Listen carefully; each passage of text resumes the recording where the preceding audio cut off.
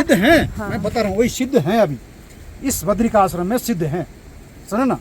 बड़े बड़े ऋषि मुनि आज भी वर्तमान में हैं, अदृश्य रूप में ना, सूक्ष्म रूप में यहाँ आकाश गमन करते देखा जा सकता है। वही बस हम आपकी अनुभूति जानना मेरा चाह ये रहे अनुभूति थे। है, मैं बता रहा हूँ, मेरा ये अनुभूति है कि बद्रीनाथ में पहले के जो सिद्ध हैं, जो सतयुग के जो सिद्ध हैं, हजारों हजारों साल के, लाखों साल के जो सिद्ध हैं, वो सूक्ष्म रूप में, अदृश्य रूप में और आते हैं और ज्योति रूप में दर्शन देते हैं, प्रकाश रूप में, तेज पुंज के रूप में।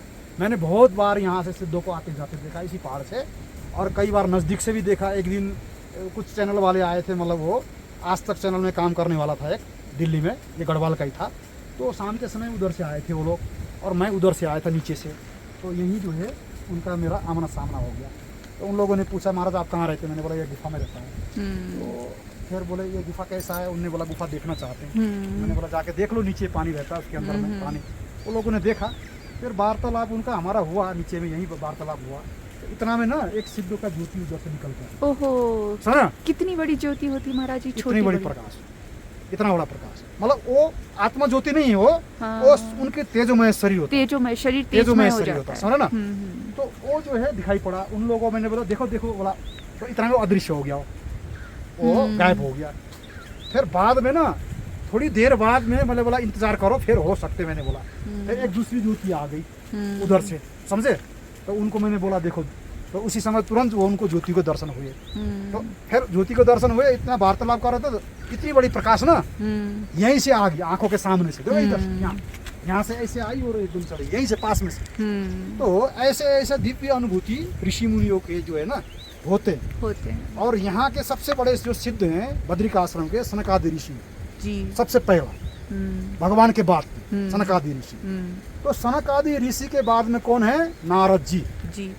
नारद के बाद में वेद व्यास जी, और फिर मार्कंड ऋषि हैं, और भी बहुत सारे ऋषि हैं, सुंदरनाथ बाबा हैं। ये अभी के सिद्ध हैं, 70-80 साल पहले के, और ये लोग भी सिद्ध होकर के रहे इस भूमि में। तो इस प्रकार के सिद्ध महात्मा जो है बहुत सारे हैं, और हमको जो है उन सिद्ध महात्माओं के जो है अनायासी दर्शन हो जाते, परंतु अपने इष्ट का भजन करते रहना चाहिए। जो इष्ट है, जो भगवान, जैसे ध्रुव ने भगवान विष्णु का मंत्र जप किया, नारद ये प्रहलाद ने भगवान विष्णु का मंत्र जप किया, तो सिद्धों तो भगवान ने भेजा ना, सिद्धों को तो भगवान ने सिद्धों को भेजा, जाओ जो है उनको जो है मार्गदर्शन करो कि मेरा भक्ति करना चाहता है, उसको भक्ति करने का, उसका जो है साधना करने का, उसको विधि विधान कुछ उसका साधना पद्धति उसको नहीं आ रहा है नहीं, किस प्रकार से बैठना है, किस प्रकार से जो है प्राणायाम करना है, किस प्रकार से ध्यान लगाना है, किस प्रकार से भगवान का जो मंत्र जपना है, किस प्रकार से न्यास करना, हृदय न्यास, अंग न्यास, जो भी ये मंत्र के जो विधान है शास्त्रों में, साधना की जो पद्धति है। तो कहने का भगवान ने भेजा, नारद जी को भेजा भगवान ने ध्रुव के पास में। तो ध्रुव को नारद जी ने जो है मंत्र दीक्षा दिया, मंत्र दीक्षा दिया, और भगवान का तपस्या का सारा विधि विधान उनको बताया। तब जा करके उनने 6 महीना भगवान की तपस्या किया, आगे समय में तो भगवान मिले। तो हमारा कहने का मतलब है कि भगवान का भजन करने से ही सिद्ध मिलेंगे, सब मिलेंगे। सही बात है, सिद्धों का भजन नहीं करना पड़ता। तो मौसम पल पल में बदलता है। अभी देखिए धूप निकली थी, तो जो सोचकर हम ऊपर तक आ गए, बूंदाबांदी शुरू हो गई। तो मौसम का बड़ा चैलेंज है यहाँ पर। मौसम क्षण क्षण में बदलता रहता है, एक क्षण में धूप हो जाता है, एक क्षण में बारिश हो जाती है, एक क्षण में जो है बादल हो जाता है। और महाराज जी, जब वो बारिश तो और भयानक वाली भी होती होगी, बहुत ज्यादा जो भयानक वाली होती है, हमेशा नहीं होती। 2013 में मैं यहीं इसी गुफा में था, ओहो, उसी के नीचे था। मैं जो है 3 दिन तक जो है इसी गुफा में रहा, बाहर निकलने बड़ा मुश्किल था, इतना घनघोर बारिश था ना, अंधेरा छा। 3 दिन तक जो है लगातार बारिश था उस समय में। बाप रे, और नीचे भी नहीं जा सकते। मेरे पास में उस समय खाने का नहीं था, ओहो, 13 में ना, तो यहाँ राशन पानी नहीं था। अब नीचे बारिश में मैं जा भी नहीं सकता था, दुकान जाऊंगा तो कैसे जाऊंगा लेने के लिए सामान। तो मैं उस गुफा में गया, वो गुफा की चाबी मेरे पास में था, ऊपर वाली गुफा की। तो मैं फिर चाबी खोल के यहाँ से गया बारिश में किसी तरह से उस गुफा में। तो बहुत ज़्यादा बारिश हो रहा था उस समय जी। तो मैं गया वहाँ जा करके देखा कनस्तरों में क्या क्या रखा हुआ है, सामान पहले का महात्मा छोड़ के गया था ना गुफा, चाबी मेरे को दे के गया था। तो दलिया मिला, उसने दलिया कनस्तर में, एक पीपा में। तो फिर दलिया ले आया, फिर मैं दलिया बना के खाया 3 दिन तक, दलिया, गेहूँ की दलिया। और एक वो दलिया को छोक लगाने के लिए ना, एक होता है यहाँ घास, वो होता है मतलब लहसुन जैसा होता है, वो यहाँ जंगली होता है, बताऊँ आपको, थोड़ा इधर इधर से। तो उसको जो है मैंने इधर में होता है वो, उसमें बहुत टेस्ट होता है, उसमें स्वाद आता है। ये देखो, ये है ना, ये देखो, ये देखो, ये इसको तड़का लगाते हैं, देख रहे हैं, ये इसको तड़का लगाते हैं, इसके नीचे से ना प्याज जैसे निकलता है इसके नीचे से। अच्छा। तो इसका फूल की जो है ना, यहाँ के लोग जो है फूल इकट्ठा करते हैं, इसका जो फूल होता है ना बाद में, तो सब्जी इतना अच्छा बनता है इसका, फूल का जो है छोक लगाते हैं। तो मैंने इसी का छोक लगाया और बस नमक के साथ दलिया उबाल के खाया नमक डाल के मसाला डाल के सब बनाया। नहीं, और महाराज जी आपको डर भी तो लग रहा होगा, नीचे क्या हो रहा है, इतनी बड़ी आपदा आ रखी है। डर क्या लगना, हम साधु संत महात्मा है, साधना करने के लिए रहते हैं, और फिर ईश्वर की भक्ति करने वाले महात्माओं को, साधुओं को डर नहीं लगता क्या? मतलब जैसे आप इस पर्वत के नीचे रहते हैं, कभी नहीं होता कि कोई पर्वत पत्थर आके गिरा हो? आके गिरने का तो यहाँ तो खतरा तो होता ही है ना। हाँ। तो कभी भी पत्थर गिर करके इधर आ सकता है, लेकिन कभी गिरा नहीं। जो है अपने जो है ईश्वर के भरोसा पे रहते हैं हम। ये भी तो हो सकता कि हम यहाँ से इधर घूमने चले गए, पत्थर आ गया, हाँ। समझे ना, हमको भगवान ने बचा दिया, ये भी तो हो सकता ना। और जो भाग्य में जो परमात्मा ने जो लिखा हुआ है, समझ ना, हाँ। प्रारब्ध में, तो वो तो होना ही है ना। अगर पत्थर के नीचे मरना लिखा होगा तो मरेंगे वो, और नहीं लिखा हो तो नहीं मरेंगे। और अगर प्रारब्ध में है तो भाग करके भी नहीं बच सकते ना। हाँ। प्रारब्ध में अगर जो चीज़ लिखा होगा प्रारब्ध में, तो वो हम भाग करके भी उससे बच नहीं सकते। अवश्य में वो भोक्तव्यम कृत कर्म शुभ शुभम बोले, समझे? तो कर्म का फल अवश्य ही भोगना पड़ता है, शुभ अशुभ। महाराज जी यहाँ तो दूर दूर तक कोई भी नहीं दिख रहा है, मतलब दूर दूर तक हम यहाँ कोई, देखो ये जो है यहाँ कोई पब्लिक नहीं है, यहाँ कोई घर नहीं, कोई मकान नहीं, कोई बस्ती नहीं है, कोई गांव नहीं है। ये जो है साधु संतों का ही रहने का स्थान है। इन गुफाओं में, इन पत्थरों के नीचे साधुओं ने गुफा बनाए हैं, पहले के साधुओं ने, है नहीं, पहले के साधु लोग इन गुफाओं में भजन करते हुए आए हैं। और अब वर्तमान समय में हम कर रहे हैं, हमारे बाद में कुछ और साधु रहेंगे इसमें। अब हम ये गुफा छोड़ के चले जाएंगे कभी भविष्य में, तो दूसरा साधु आकर के रहेगा, समझे ना। अब ये कुटिया में एक साधु है, मंदिर समिति की कुटिया है, पहले साधु ने बनाया था, है नहीं, महात्मा ने बनाया था, मंदिर को दान दे दिया। अब ये साधु यहाँ रहते हैं, अब वो भी छोड़ के चले जाएंगे, दूसरा साधु आएगा। इन ऊपर में गुफा है पत्थरों के नीचे, इनमें भी जो है साधु रहते हैं, है ना। अभी साधु उसमें रहता था, एक साधु नहीं आया इस साल, उसमें वो साधु रहता था, ऊपर चला गया कुछ समय के लिए साधना के लिए। तो कहने का मतलब यहाँ रात्रि में साधु के अलावा कोई नहीं रहता। रह ही नहीं सकता। दिन में तो लोग आते हैं जैसे दर्शन करने के लिए, चरण पादुका जाते हैं, चरण पादुका दर्शन करते हैं, फिर इसी रास्ते से जो वापस चले जाते हैं। परंतु साधु के अलावा दूसरे को रहना अच्छा भी नहीं लगे। क्यों? साधु चाहता ही एकांत, समझे, एकांत में रहना चाहता है। और दूसरे लोग रहना चाहते शहरों में, भीड़ भाड़ में, है नहीं, लोगों के जो है भीड़ में, लोगों के पास में, है नहीं, घुल मिल करके रहना चाहते हैं। उनको वार्तालाप करने के लिए भी आदमी चाहिए, बोलने के लिए, हंसने के लिए, है नहीं, अपने दिल के दुख दर्द सुनाने के लिए भी आदमी चाहिए। तो जो है जिस प्रकार से घर में परिवार में लोग रहते हैं ना, तो ऐसे लोग रहना पसंद करते हैं। साधु लोग का ऐसा नहीं है ना। साधु लोग जो है एकांत में जाके रहते हैं, एकदम दूर दूर भी रहते हैं बहुत सारे साधु, इससे भी एकांत में रहते हैं। तो उनको एकांत में जो है अच्छा लगता है, ईश्वर चिंतन होता है नहीं, आध्यात्मिक चिंतन होती है, तो एकांत में रहना साधु लोग पसंद करते हैं। महाराज जी आपको देख के तो वो श्री राम शर्मा जी की बुक है ना, एकांत के सहचर, वो बहुत याद आती है। हम लोगों ने तो ऐसे रट्टा मारा है ना, जैसे वो गए हुए थे सिद्ध संतों से मुलाकात की है। एकांत का जो वातावरण है ना, सात्विक वातावरण होता है। भीड़ भाड़ में क्या है, हल्ला गुल्ला है, प्रदूषण होता है, शोर शराबा होता है। अब ये जो एकांत जगह है, यहाँ रात्रि में, दिन में थोड़ा बहुत लोग आते हैं, रास्ते से चल के चले जाते हैं, परंतु रात्रि में तो आदमी भी नहीं आता ना यहाँ तो फिर साधु के अलावा कोई साधु भी ज़्यादा नहीं रहते यहाँ। एक साधु इतना दूर में रहता है, एक साधु मैं यहाँ रहता हूँ, एक साधु वहाँ रहता है, और ज़्यादा उठना बैठना भी नहीं होता, बातचीत भी ज़्यादा नहीं होता है। कभी काल मिल लेते हैं, कभी आते जाते रास्ते में, है नहीं। तो हम लोग अपना अपना जो है चिंतन मनन में, और क्या बातचीत करनी होगी तो नीचे ही रहेंगे, उनको करनी नहीं थी ऊपर आए। नीचे रहते, कभी कभी वार्तालाप हो भी जाती, चलो साधु होने के नाते चलो साधु के पास आ जाते कभी नीचे। अंदर गुफा इसके नीचे भोजन बनाता हूँ। अच्छा, उसके नीचे भोजन बनाता हूँ, उसके नीचे। और नीचे कौन सी गंगा जी है महाराज? ये गुप्त गंगा है, नीचे ना शिवलिंग है, प्राकृतिक है वो। और नीचे नीचे जल बहती है, नीचे सुरंग है। महाराज जी पहले ये तो आप रखिए इसके लिए। इसके नीचे इसमें मूर्ति बना हुआ है। कहाँ पर? देख रहे हैं, ये बाल, ये कंधा, कोहनी कर भी बना हुआ, इसको देवी की मूर्ति बोलते हैं यहाँ के लोकल लोग। चरण बना हुआ, इसे वहाँ जहाँ जा रहे हैं ना, इसे चरण मिलेगा वहाँ, चरण पादुका, ये चरण के आगे उसे चरण बना, वहाँ भी ऐसे ही बना हुआ, आकृति है ना चरण जैसा। जी जी, ये भी चरण बना हुआ, ऐसा ही सेम, ऐसे वहाँ भी सेम टू वैसे, जहाँ अभी चारों चरण पादुका। को मरने के बाद स्वर्ग मिलता है, आप जीते जी स्वर्ग में रहते हैं? हाँ, तो स्वर्ग हमारे लिए बैकुंठ है, स्वर्ग है ना, बताइए। आनंद आता है। और वो देखिए वो स्वर्ग द्वार है, वो ऐसे दिखाया जाता है टीवी में। हमने कभी स्वप्न में भी कल्पना नहीं करी थी कि यहाँ तक हम कभी पहुँच जाएंगे। बस भगवान का आशीर्वाद है, साधु संतों की कृपा है। पता नहीं कैसे आगे इतनी चढ़ाई करना, वरना हमारे बस की बात तो नहीं है। ये रास्ता सरगर्म हो नहीं जाता है। ये देखिए क्या बादल घूम रहे हैं। नीचे तो वो बद्रीनाथ अब यहाँ से नज़र ही नहीं आ रहा। तो महाराज जी आप क्रिया योगी हैं, लेकिन अगर कोई आपसे आके क्रिया योग की दीक्षा लेना चाहे तो ले सकता है? देखो मैं क्रिया योगी तो हूँ, परंतु मैं क्रिया योग सिखाता नहीं कभी किसी को भी। और मैं अपने गुरुजी जो मैं जहाँ से क्रिया योग सीखा हूँ उनके पास भेज देता हूँ, अगर कोई सीखना चाहता है तो। और हमारे जो गुरुजी हैं उन्हीं परंपरा से आते हैं, लाहड़ी महाशय के परंपरा से आते हैं। और जो मूल टेक्निक है, जो मूल पद्धति, मूल विद्या है, तो वहाँ से प्राप्त हो जाएगा। और बहुत सारे तथाकथित क्रिया योगी भी वर्तमान में बहुत बन के घूम रहे हैं, और वो झूठ मूठ के जो है बोलते हैं कि मैं क्रिया योगी हूँ, और क्रिया योग तो आता नहीं उन लोगों को। और क्रिया योग के नाम से जो है बिजनेस व्यापार भी जो है चला रहे हैं। परंतु अगर किसी को क्रिया योग सीखना है तो उसी मूल परंपरा में जाना चाहिए क्रिया योग सीखने के लिए, जहाँ से ये मूल परंपरा जो चालू हुई।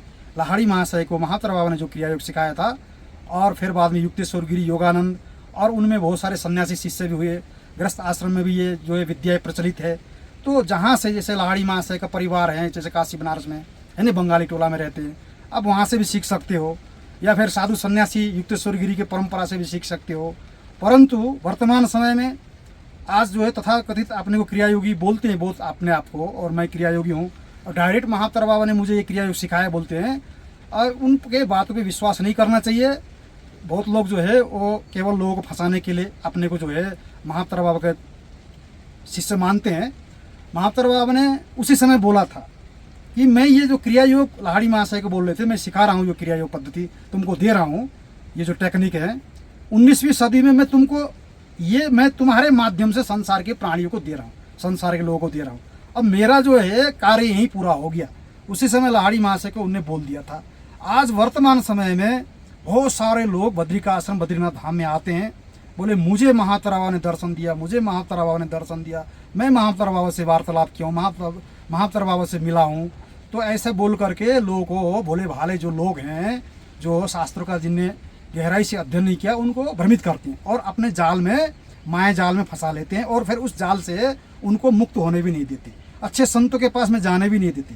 कालनेमी की तरह जो है वो, जैसे हनुमान जी को भी कालनेमी उसी तरह से जो है भ्रमित कर रहे थे, परंतु हनुमान जी को बाद में पता चल गया है नहीं कालनेमी है बोल करके। तो ऐसा ही ऐसे साधु संतों से थोड़ा सावधान रहना चाहिए। और गुरु का जो दिया हुआ जो पद्धति, जो विद्या है, जो चाहे अपने गुरु हैं क्रिया योग में, आपने जहाँ से दीक्षा लिया है, जहाँ से सीखा है, उस विद्या को गोपनीय रखना चाहिए। गुरु के अलावा किसी के सामने प्रकट नहीं करना चाहिए। और अगर गुरु अगर प्रकट करना है कुछ, अगर हमको पता नहीं है, हम सही ढंग से उस पद्धति को कर नहीं पा रहे हैं, है नहीं, उस टेक्निक, उस अभ्यास को, तो फिर गुरु के पास में जा करके पूछना चाहिए, ना कि अन्य क्रिया योग से पूछना चाहिए। कई लोग बोलते हैं मैं क्रिया योगी हूँ, तुम्हारे गुरु ने कौन सा विद्या तुमको, कौन सी टेक्निक बताई, क्रिया योग की कौन सी टेक्निक सिखाया, कौन सी पद्धति सिखाया, तुम जो है मेरे सामने बताओ बोलते हैं, तो वो नहीं बताना चाहिए। गुरु के अलावा और क्रिया योगी को भी जो क्रिया योगी जो टेक्निक पद्धति है नहीं बताना चाहिए। बहुत सारे तथाकथित क्रिया योगी हैं, वो क्रिया योगी रियल में नहीं है, केवल उन लोगों ने नाम क्रिया योगी लिख रखा है। तो मैं तो खैर क्रिया योग का विद्या किसी को जो है दीक्षा नहीं देता हूँ। दीक्षा मेरे को सारे क्रिया योग की पद्धति में जानता हूँ। इनमें बहुत सारी क्रिया, ठोकर क्रिया होती है, ओमकार क्रिया होती है, जो अंदर में सब चक्र भेदन की क्रिया होती है, नहीं, भूत शुद्धि प्राणायाम होता है, और खिचड़ी मुद्रा होता है, योनि मुद्रा होता है, महामुद्रा होता है, और बहुत सारी क्रिया होती है इनमें। और सूक्ष्म जो है एक्सरसाइज भी होती है। तो जब हम क्रिया योग की अभ्यास करते हैं तो हमारा प्राण सूक्ष्म होकर के प्राण की गति निरुद्ध हो जाती है। जब प्राण रुक जाती है तो प्राण रुकने से मन भी ठहर जाता, मन रुक जाता, विचार निर्विचार अवस्था में चले जाते हैं। तो निर्विचार अवस्था में जब हम चले जाते हैं तो वहाँ अपार आनंद की प्राप्ति होती है, ब्रह्म चेतना वहाँ जागृत हो जाती है हमारी। और हमको जो है उस आनंद का जो है, हम जब समाधि से, जब बाह्य जगत में आते हैं, समाधि से जब जगते हैं, तो भी हम उसको महसूस करते हैं बाह्य मन के द्वारा, क्योंकि समाधि में तो हमारा मन ही नहीं रहता, हम अमनी अवस्था में पहुँच जाते हैं। तो ये बात है। और आपको पूछना और भी पूछ सकते हैं अगर आपको कुछ। नहीं महाराज जी, आपने सही बोला, असली गुरु तो ऐसे छिपे हुए रहते हैं, जैसे कि आपकी तरह इतने दूर पहाड़ों में गोपनीय रखते, गोपनीय छुपे रहते हैं। और जो सही साधक, जो सही, हम तो साधक हैं, हम अपने को सिद्ध नहीं मानते, हम एक भगवान के भक्त मानते हैं, एक साधक मानते हैं। क्रिया योग ठीक है, हमने अपने गुरु जी हमारे जो उसी परंपरा से आते हैं, बंगाल के हैं, उन्हें हमको जो है अधिकारी जान करके जो है ना, सुपात्र जान करके मुझे वो सारे टेक्निक सिखा दिया, वो पद्धति सिखा दिया। और ये पद्धति का मैंने अभ्यास किया तो मुझे बहुत अच्छा लगा और मुझे बहुत सारे दिव्य अनुभूति भी उससे, है नहीं, मेरा समाधि लगने लगी थी, श्वास की क्रिया, धड़कन आदि सब रुकने लगी थी। बहुत अद्भुत क्रिया है क्रिया योग।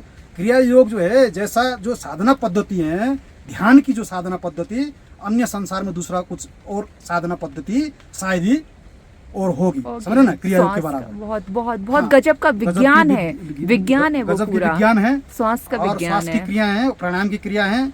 इसीलिए बोलते हैं प्राणायाम से बड़ा कोई तप नहीं है, प्राणायाम से बड़ा जो है कोई जो है साधना पद्धति नहीं है, प्राणायाम से बड़ा जो है कोई ज्ञान नहीं है, प्राणायाम से बड़ा कोई मोक्ष मुक्ति का कोई अन्य साधन नहीं है। इसलिए प्राण को जिसने जीत लिया, उसने मन को जीत लिया, उसने संपूर्ण संसार को उसने जीत लिया। जो प्राण को जीत लिया तो मन को भी जीता जा सकता है, और जिसने प्राण को नहीं जीता वो मन को नहीं जीत सकता है, समझे।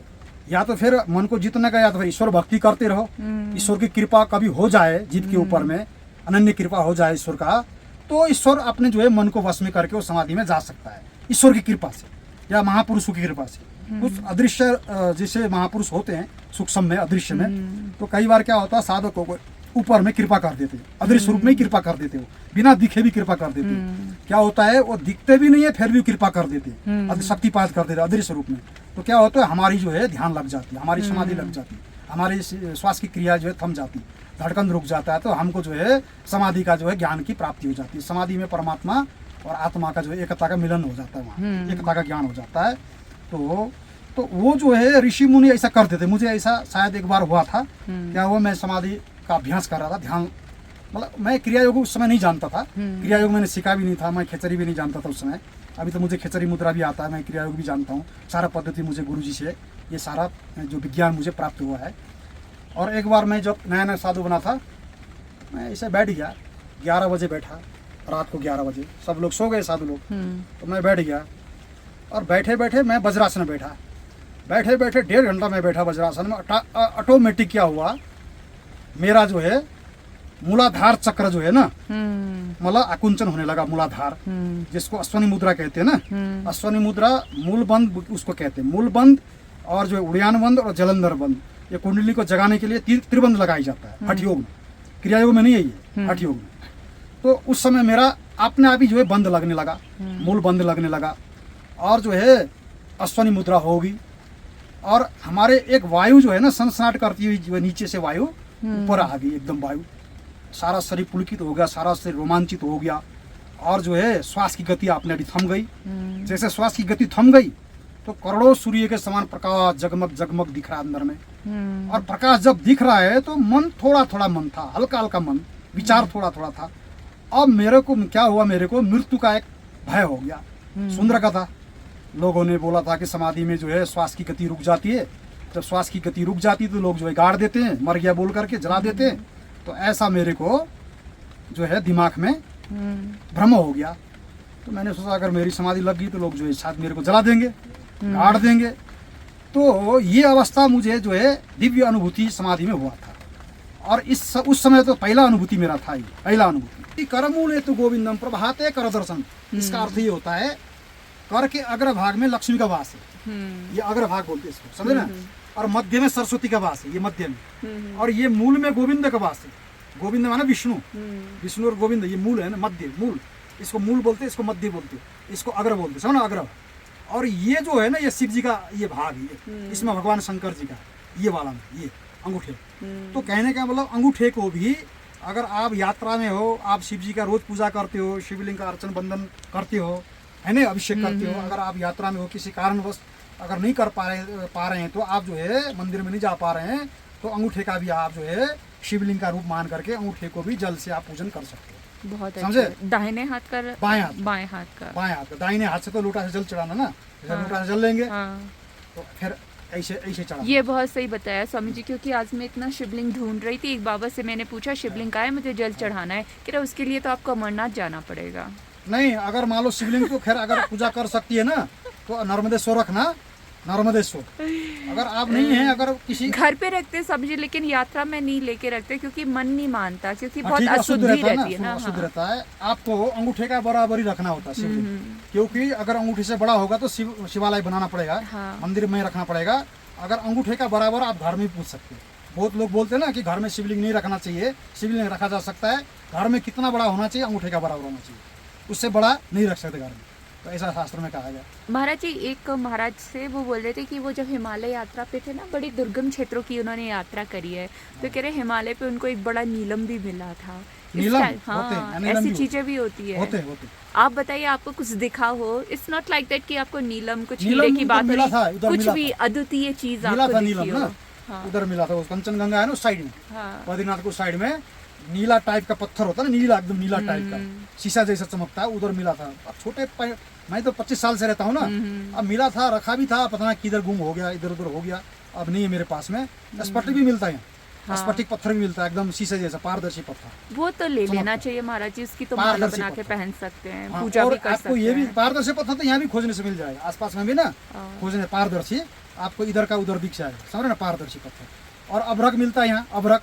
अबरक हमने सुना है, देखा नहीं। अभ्रक यहाँ होता है, अभ्रक सोने का कलर का भी देखा मैंने, अभी कुछ दिन पहले रास्ते में मिला था, अभ्रक था सोने का कलर का। ऐसे तो चांदी जैसा होता अभ्रक, सोने का कलर बन गया था, क्यों गाय जाते ना, गाय का पेशाब या जो गोबर पड़ पड़ के उसका रंग बदल गया था अभ्रक का, उसने सोने का सुनहरा कलर ले लिया था अभ्रक में। अभ्रक भी होता है यहाँ, अभ्रक भी काम में लेते, बहुत सारी चीज़ों में आते हैं। किस चीजों में आता है? जैसे ये कुछ चीज़ें में आते, साथ क्या क्या चीज़ों में आते हैं, ये कोई चीज़ मैं सुना था, कुछ इलेक्ट्रॉनिक चीज़ें से बनाते हैं ना, इसमें कुछ चीज़ों में आती है अभ्रक, वो बहुत सारी चीज़। और यहाँ तो अभी यूरेनियम भी इनमें पाया जा सकता है, यूरेनियम तो बहुत ही है। और ये जो थोरियम यूरेनियम बोलते हैं ना जिसको, वो तो है। ये हिमालय में, नेपाल में तो बहुत पाया जाता बताते हैं। पता नहीं अमेरिका ने क्या-क्या तो पूरा होगा। जो है वो MCC पास करके पूरा उसी के लिए यूरेनियम के लिए किया, पास किया, वहाँ निकाल के मशीन के द्वारा सब ले जाएगा अमेरिका में, ऐसे बताते हैं, सुनने में आया था, नेपाल के लोग बता रहे थे। तो खजाना हिमालय तो पूरा भंडार है ना। खजाना है। अब ये जो राजसूय यज्ञ किए थे पांडवों ने, खजाना लेने के लिए तो यहीं आए थे बद्री का आश्रम, बैलगाड़ी में लाद करके ले गए थे पूरा, जो कुबेर से जो धन मांग करके यज्ञ के लिए। तो ये तो अलकापुरी है, इधर अलकापुरी पड़ता है यहाँ से। ये जो- माना को कहते हैं क्या अलकापुरी? नहीं, माना से आगे जो जहाँ से अलकानंदा नदी निकल के आती है, हाँ। अलकापुरी पर्वत, हाँ। उसको अलकापुरी कुबेर की राजधानी कहते हैं, और उसी के नाम से पड़ी अलकानंदा, नदी का नाम हाँ। अलकानंदा, समझे। और उससे आगे स्वर्गरोहण है, और उधर में कैलाश पर्वत है।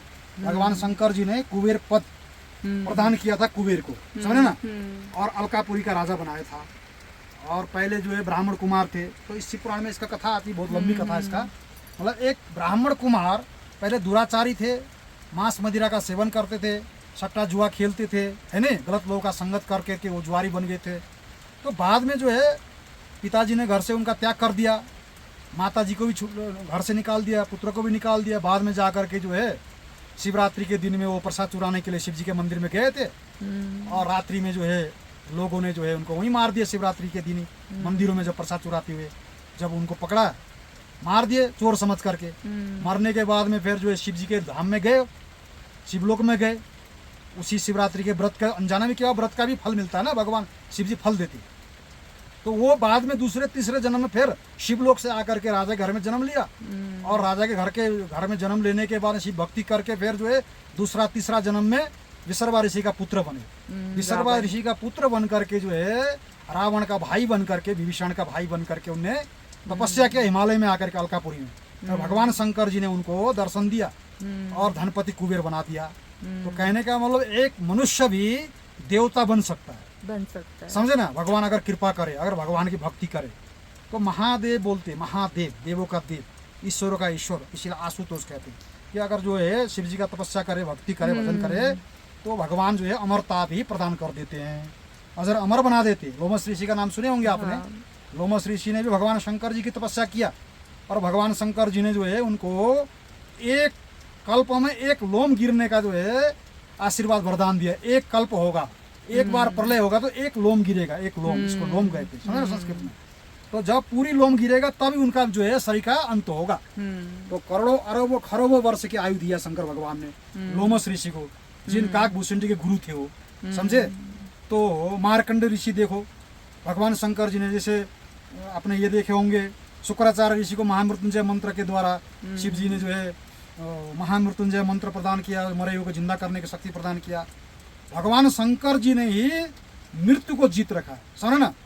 और भगवान शंकर जी जो है अनादिकाल से स्वशरीर से, भगवान शंकर जी कभी मरते नहीं। माता पार्वती का शरीर छूटता रहता है, माता पार्वती जन्म लेती रहती है, आती रहती है, और एक एक जो है सिर माता पार्वती का जो है भगवान शंकर जी जो है माला बना करके अपने शरीर में धारण करते हैं। माता पार्वती का जन्म होता रहता है और शंकर भगवान वही का वही रहते हैं। तो शंकर भगवान जो है अमर हैं, अजर हैं, समझे ना। उसी शरीर से भगवान का शरीर भी अमर, शिव जी का तो आत्मा तो सबका अमर ही है ना, मगर महादेव का शरीर भी अमर, समझे। शिव जी का शरीर भी अमर है, इसलिए भगवान शंकर जी प्रलय करते हैं। प्रलय करने के बाद में क्या, सबको समेट करके खुद ही बचे रहते हैं। बिल्कुल, सबको समेट करके खुद ही बचे रहते हैं महाप्रलय करने के बाद। तो इसीलिए बुद्धिमान मनुष्य को भगवान शिव का भजन अवश्य ही करना चाहिए, और त्रिदेवों में भेद नहीं मानना चाहिए। त्रिदेवों में किंचित मात्र भी छोटा बड़ा का भेद नहीं मानना चाहिए। आजकल के जैसे तथाकथित कुछ लोग, समझ, सब लोग का बात नहीं कर रहा हूँ मैं, कुछ वैष्णव में भी बहुत सारे पंथ है ना। तो महाराज जी वो तो छोटी बुद्धि है। जब छोटी बुद्धि। हमारी छोटी बुद्धि थी तो हम भी ऐसे ही समझते थे कि हाँ। सबसे बड़े शिव भगवान है। हाँ। हम विष्णु भगवान को नहीं मानते थे, और हाँ। अब देखो यहीं पड़े रहते हैं विष्णु भगवान की नगरिया में। वो तो धीरे धीरे होता है, भेद नहीं मानना। हमारा शास्त्र कहता है एक दूसरे का पूरक है ना, दोनों देवता, सब तीनों। जैसे तीनों देवता, जैसे बताया ना, विष्णु भक्ति बिना में न भक्ति क्वावापि प्रजायते, बोला शिव जी ने। क्या बोला है, विष्णु की भक्ति के बिना मेरी भक्ति प्राप्त नहीं हो सकती। और यही बात ये शिव जी के विषय में भी, समझे। बोलते हैं विष्णु की भक्ति के बिना शिव जी की भक्ति नहीं होती, समझा। शिव जी की भक्ति के बिना भी विष्णु की भक्ति नहीं होती। बोलते हैं शिव प्रसादात विष्णु भक्ति उत्तमाम, बोला है। शिव जी के कृपा से, शिव जी के प्रसाद से, कृपा प्रसाद से ही विष्णु भक्ति उत्पन्न होती। विष्णु भक्ति उत्पन्न होती शिव जी की कृपा से। जब शिव जी कृपा करेंगे, समझे, जिसके ऊपर शिव जी कृपा करेंगे उसी के ऊपर भगवान विष्णु की भक्ति उत्पन्न होगी। बिल्कुल। और जो है बिना विष्णु की भक्ति किए भी शिव जी की भक्ति उत्पन्न नहीं होती। शिव प्रसाद विष्णु बोलते ना, अभी मैंने बोला ना कि विष्णु की जो है बिना भक्ति किए शिव जी की भक्ति नहीं होती है। तो ऐसा वैष्णव कौन है, वैष्णवानाम यथा शंभु, सुना ना, वैष्णवानाम यथा शंभु। वैष्णव में सबसे बड़ा वैष्णव कौन है, भगवान शिव हैं। और शैव में सबसे बड़ा शैव कौन है, भगवान विष्णु। वैष्णव में सबसे बड़ा वैष्णव भगवान शिव है, और शैव में सबसे बड़ा शैव भगवान विष्णु।